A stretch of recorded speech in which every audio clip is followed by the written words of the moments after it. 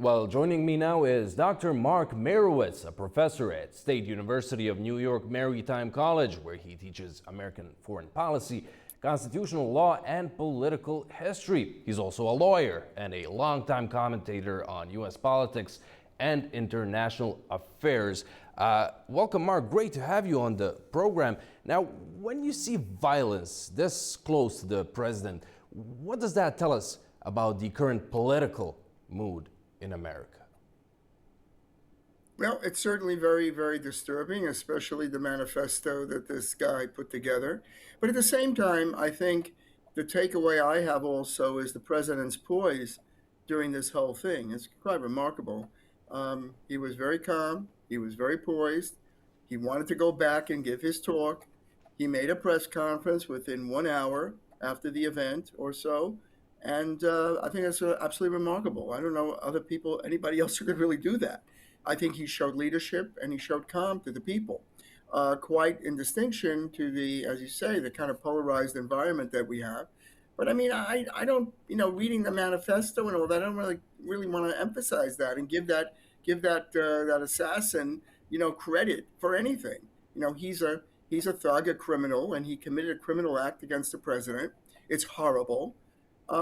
Yet at the same time, it gives us pause. Two things. Number one, the kind of rhetoric that's in our culture today, and secondly, the security lapse that clearly is apparent. And I'm no security expert, but how in the world does a guy come across the country on a train, goes to a hotel, checks in, brings weapons, and then goes downstairs to a meeting which has not only the president but the vice president and the cabinet? And even that is very surprising, because having been a corporate lawyer and a general counsel of a company, absolutely never was the CEO of the company allowed to be in the same place as the chief operating officer, chief financial officer. So how is it that they put everybody in the same room?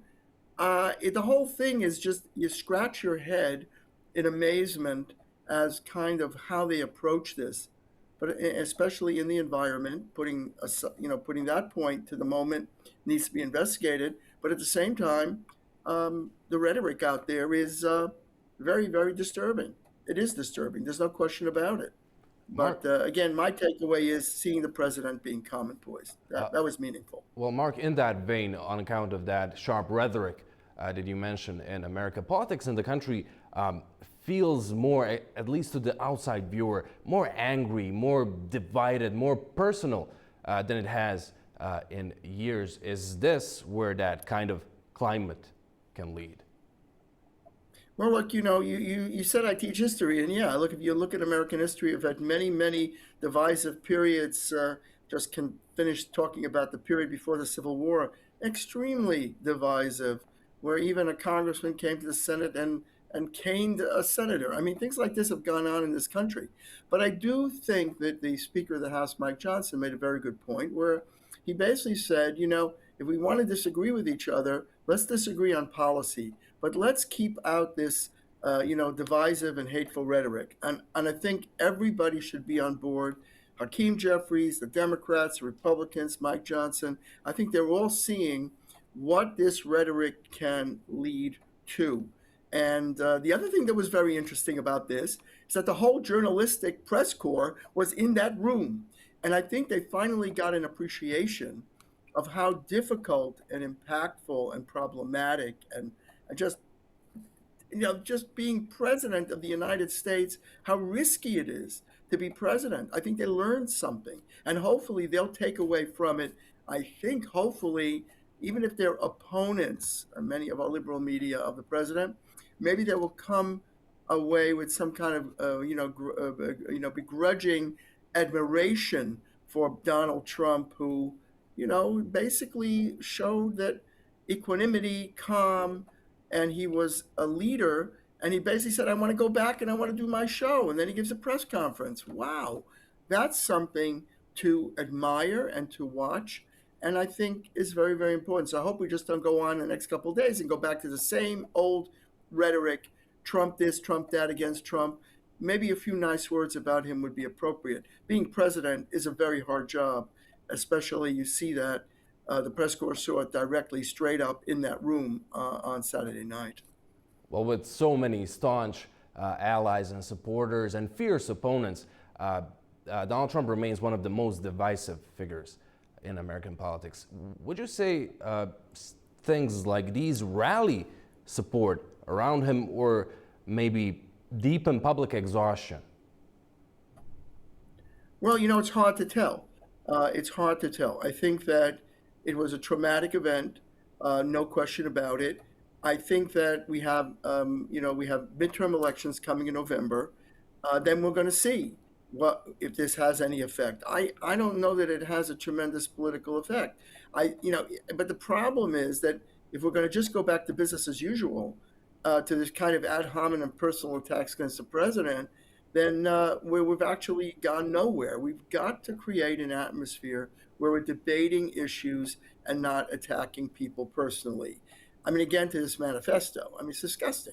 The way, this manifesto, it's repulsive, disgusting. Also, the way it gets all this publicity out there. Why give publicity to this maniac who did this? This is atrocious to have this in this country. And I don't think that this maniac's manifesto is indicative of what people are feeling. He's not a public relations representative.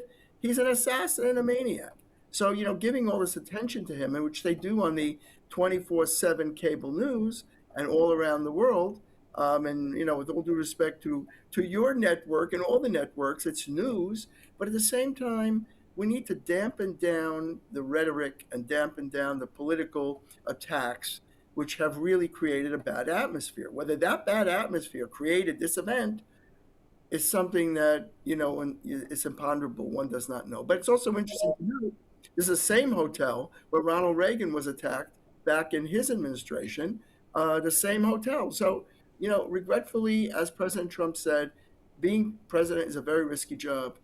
But I think some kudos to the president for how he handled it. I think he handled it marvelously, and he should be commended for it. He's quite courageous.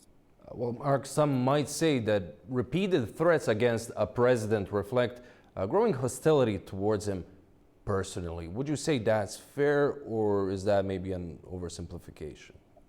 I think it's oversimplification because, we had Squeaky Fromme, who was a Manson family member, and she had a threat against President Ford. We had, the assassination of Garfield by another maniac who wanted a job as an ambassador. We've had this in our history. But these kinds of political violence occur also all over the world. These kind of things happen everywhere. Why is that? Well, I think another aspect to look at might be social media and our communication, and the fact that the 24/7 news cycle, the CNNs, the MS Nows, and all that have recycled all of this rhetoric over and over again. Even the manifesto from this lunatic. In other words, I think that we need to kind of pay some attention to what we put out there to the public and how we communicate. It's not a good look for America, and it's not a good look for the world. This whole world is very much in turmoil. We have wars going on. We have all these things going on. And at the same time, we have an assassination attempt. That's horrendous. And I think everybody of every political stripe will agree that this is absolutely, totally unacceptable, and it's irrelevant what people think politically about the president. There's no excuse for it. It's totally unacceptable, and we need to dampen down the rhetoric, for sure, either way. But something like this is out of the pale, totally unacceptable, and not within it. It's not a debatable point whether Trump was good, bad, or indifferent.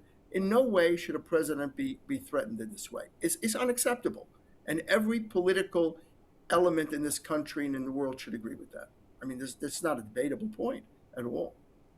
Following this incident, would you say that anything might change politically in the country? You've mentioned the midterms coming up. Would you say the focus might now shift from those policy battles to something bigger, more significant, the stability of the political system itself? Well, I say this, okay? America has the longest standing republic in history. Our founders were geniuses. They put together checks and balances, separation of powers. Our system has been maintained. But Benjamin Franklin's point when he was at the Constitutional Convention, when he was asked, "What are you doing over there?" and he answered, "Well, we're making a republic if you can keep it." Well, we need to keep it, meaning we need to have civic and civil dialogue. We cannot have this kind of hateful dialogue out there. If you don't like a particular policy, that's fine, but you don't direct personal attacks and personal attacks and rhetoric against individual politicians. And we need to start doing that, because if we don't, we're not going to be able to keep our republic.